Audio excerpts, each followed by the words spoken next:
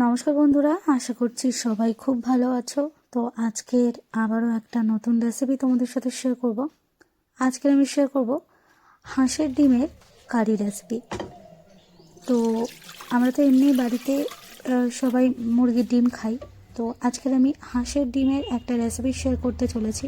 আর এই রেসিপিটা কিন্তু খেতে কিন্তু খুবই মজার হয়। আর যারা হাঁসের ডিম খাও তারা কিন্তু অবশ্যই একবার এই রেসিপিটা কিন্তু ভালো লাগলে বাড়িতে একবার ট্রাই করবে। তো সবার প্রথমে দেখো, আমি এখানে 4 পিস ডিম নিয়েছি। আর একটা ডিম আগে থেকে সেদ্ধ করাই আছে, ঠিক আছে। তো সেটা আগে একটু সেদ্ধ করে রাখা ছিল, সেই জন্য এখানে আমি টোটাল 5টা ডিমে কিন্তু আজকের এই রেসিপিটা বানাবো। তো একটা ডিম যেহেতু আগে থেকে করা আছে, সেই জন্য আমি এখানে 4টে ডিম ভালো করে সেদ্ধ করে নিয়েছি। আর হাঁসের ডিমগুলো দেখবে একটু লবণ দিয়ে সেদ্ধ করলে এর খোসাগুলো কিন্তু অনায়াসে ছেড়ে আসে। তো এখানে আমি আস্তে আস্তে ডিমের খোসাগুলোকে আগে ছাড়িয়ে ফেলবো।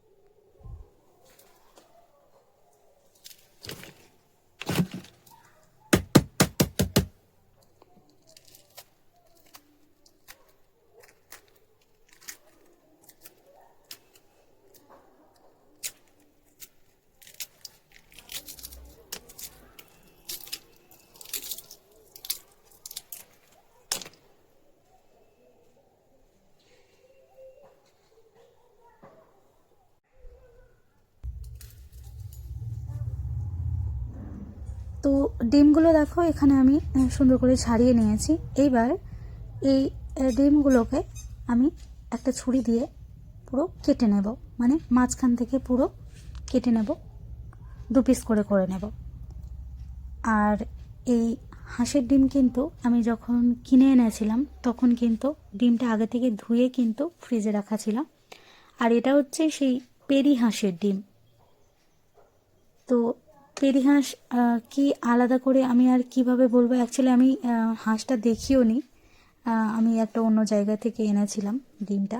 তো পেরি হাঁসের ডিম বোন বললো আর কি, ওই কিনে দিয়েছে। তো সেই ডিম আজকে রান্না করছি।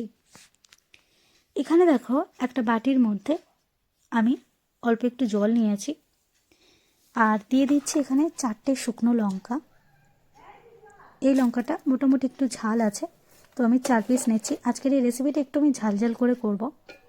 দিয়ে দিচ্ছি হাফ চা চামচের মতো এখানে গোটা জিরা। কিছুক্ষণ ওটাকে ভিজিয়ে নিয়েছি। এর মধ্যে দিয়ে দিলাম 4 টুকরো আদার কুচি, পাতলা পাতলা করে কেটে নিয়েছি। আর 4-5 কোয়া রসুন, একটু বড় বড় রসুনের কোয়া রয়েছে।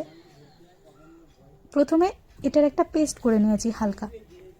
এইবার আমি যে ছোট সাইজের যে টমেটোগুলো হয়, সেই টমেটো আরও 3টে দিয়ে দিলাম। দিয়ে আবারও মিক্সিটা চালিয়ে এটার একটা ফাইন পেস্ট তৈরি করে নিয়েছি। দেখো একদম এরকম সুন্দর একটা লালচে রঙের একটা ফাইন পেস্ট হবে। আর এদিকে দেখো আবারও একটা বাটিতে এখানে 3টে রসুনের কোয়া, বড় বড় রসুনের কোয়া, আর 2টো লঙ্কা আমি একটু পেস্ট করে নিয়েছি শিলে। তো এটা আমি শিলে পেস্ট করেছি। এবার এই ডিমগুলো যে কাটা রয়েছে, এই ডিমের মধ্যে দিয়ে দিলাম সামান্য 1 চুটকি মতো হলুদ, আর দিয়ে দিলাম পরিমাণ মতো লবণ।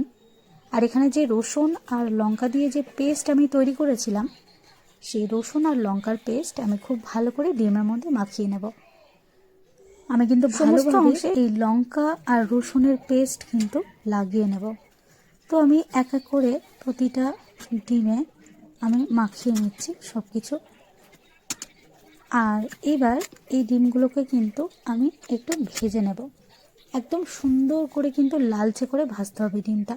হাঁসের ডিম দেখবে একটু ভালো করে না ভাজলে কিন্তু একটা গন্ধ থাকে, তো সেই গন্ধটা কিন্তু আর থাকবে না, ঠিক আছে। তো ডিমগুলো এইভাবে মাখিয়ে নেওয়ার পর এবার আমি কড়াইতে তেল গরম করে নিয়ে এগুলোকে ভাজবো।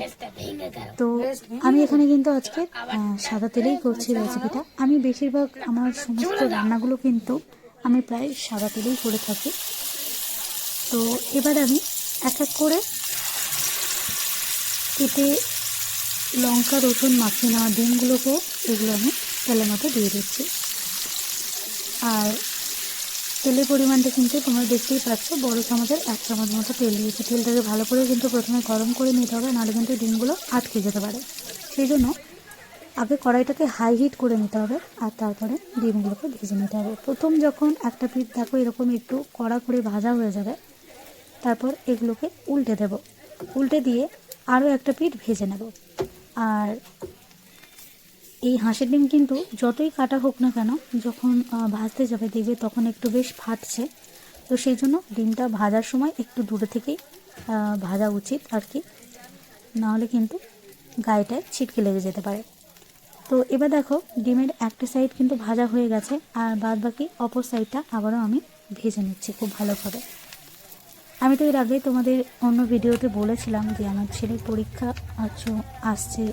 আসতে চলেছে। তো ওর পরীক্ষা শুরু হয়ে গেছে, সেই জন্য আমি ভিডিওগুলো ঠিকঠাকভাবে সময় মতো তোমাদের সাথে শেয়ার করতে পারছি না। তো আজকের এখন রাত 12টা বাজে, আমি বসে বসে এখন রেকর্ডিং করছি। কালকের এই ভিডিওটা আপলোড করব, মানে তোমাদের কাছে শেয়ার করব। তো আজকের এই রেসিপিটা ভালো লাগলে কিন্তু দয়া করে আমার চ্যানেলটাকে সাবস্ক্রাইব করে কিন্তু আমাকে একটু সাপোর্ট করবে, আমার একটু পাশে থাকবে। তো ডিমগুলো তুলে নেওয়ার পর এবার যতটুকু তেল ছিল তার মধ্যে আমি দেখো একটা বড় সাইজের পেঁয়াজ আমি কুচি কুচি করে কেটে নিয়েছি, সেটা দিয়ে দিলাম। যেহেতু আমি অন্য মশলা খুব ভালোভাবে পেস্ট করে নিয়েছি, সেই জন্য আমি এখানে পেঁয়াজটাকে কিন্তু আর পেস্ট করলাম না। পেঁয়াজটাকে আমি এখানে কুচি কুচি করে কেটে নিয়েছি। এইবার এই পেঁয়াজটাকে খুব ভালো করে তেলের মধ্যে একটু ভেজে নেব। পেঁয়াজটা নরম হওয়া পর্যন্ত দেখো এরকম সুন্দর করে কিন্তু ভেজে নিতে হবে পেঁয়াজটাকে। এবার আমি এর মধ্যে কিছু মশলা অ্যাড করব। তো পেঁয়াজটা যখন এরকম একটু কালার চলে আসবে, মানে লালচে করে ভাজা হয়ে যাবে, এর মধ্যে আমি যে পেস্ট এখানে রেডি করেছিলাম মিক্সিতে, সেই পেস্ট আমি কিন্তু এখানে দিয়ে দেব। আর এই রেসিপিতে কিন্তু আজকে আমি খুব বেশি জল ব্যবহার করব না। আজকের এই রেসিপিটা কিন্তু যারা একটু শুকনো শুকনো খাবার খেতে পছন্দ করো, ভাত রুটি পরোটা সব কিছুর সাথেই যাবে, তো এটা আমি একদম একটু শুকনো শুকনো মতো করেছি, খুব বেশি আমি কিন্তু গ্রেভি রাখিনি। তো এবার ওই পেস্ট আমি দিয়ে দিলাম মিক্সি থেকে, আর এবার এটাকে খুব ভালো করে কিন্তু কষিয়ে নেব পেঁয়াজের সঙ্গে। মশলাটাকে কিন্তু হাই ফ্লেমে খুব সুন্দর করে কিন্তু কষিয়ে নিতে হবে, একদম মশলা থেকে তেল ছেড়ে যাওয়া পর্যন্ত। যখন এরকম অবস্থায় চলে আসবে, একটু পাতলা পাতলা মতো হয়ে যাবে, আর আমি কিন্তু এর মধ্যে সামান্য একটু জল কিন্তু অ্যাড করেছিলাম। যে থালাতে আমি ডিমটা মাখিয়েছিলাম সেই থালাটা ধুয়ে কিন্তু আমি অল্প একটু জল অ্যাড করে দিয়েছি। এরকম একটু যখন একটু হয়ে আসবে, তারপর আমি এর মধ্যে দিয়ে দিচ্ছি একটা ছোট চামচের 1 চা চামচ মতো, একদম ছোট্ট যে চামচগুলো হয় 1 চা চামচ, এখানে আমি দিয়ে দিচ্ছি হলুদের গুঁড়ো। আর লঙ্কা তো আমি আগে থেকে দিয়েই রেখেছি, শুকনো লঙ্কা পেস্ট করা ছিল, তো সেই জন্য হলুদটা বাকি ছিল, সেই হলুদটা দিয়ে দিলাম। এবার ভালো করে এটাকে একটু কষিয়ে নেব। আর মশলা কিন্তু দেখবে যত ভালো কষা হবে কিন্তু এই কারির স্বাদ কিন্তু ততটাই সুন্দর হবে। এবার আমি মিক্সির কন্টেনারটা ধুয়ে অল্প আর একটু জল আমি অ্যাড করে দিলাম। প্রায় এখানে 4 কাপের 1 কাপ পরিমাণ জল আছে। দিয়ে দিচ্ছি পরিমাণ মতো লবণ। আর এই অবস্থায় কিন্তু এবার আবারও ভালো করে কিন্তু মশলাটাকে কষাতে হবে। আর আমি কিন্তু এই যে জলটা ব্যবহার করেছি, আর কিন্তু কোনো জল দেব না, এই জলেই কিন্তু আজকে ডিমটা রান্না করব। তো বেশ কিছুক্ষণ ঢাকা দিয়ে মশলাটা ভালো করে কষিয়ে নিয়েছি। যখন মশলাটা দেখো এরকম থিকনেস চলে আসবে, এরকম একটু ঘন হয়ে যাবে, এবার ঢাকাটা খুলে নিতে হবে। তারপরে মশলাটাকে আবারও একটু নাড়াচাড়া করে নিতে হবে, খেয়াল রাখতে হবে যেন মশলা ধরে না যায়। এই পর্যায়ে আমি এখানে গরম মশলাটা অ্যাড করে দিচ্ছি। এখানে সানরাইজের যে শাহি গরম মশলা আছে, সেই গরম মশলাটা আমি 1/2 চা চামচের মতো দিয়ে দিলাম। দিয়ে দিচ্ছি সামান্য 2-4টে চিনির দানা। এবার সব কিছু আবারও ভালো করে নাড়াচাড়া করে নেব। তো এখানে মশলাটা কিন্তু প্রায় হয়ে এসেছে। এবার আমি আধখানা পাতিলেবুর রস এখানে দিয়ে দিচ্ছি এই মশলার মধ্যে, মানে যে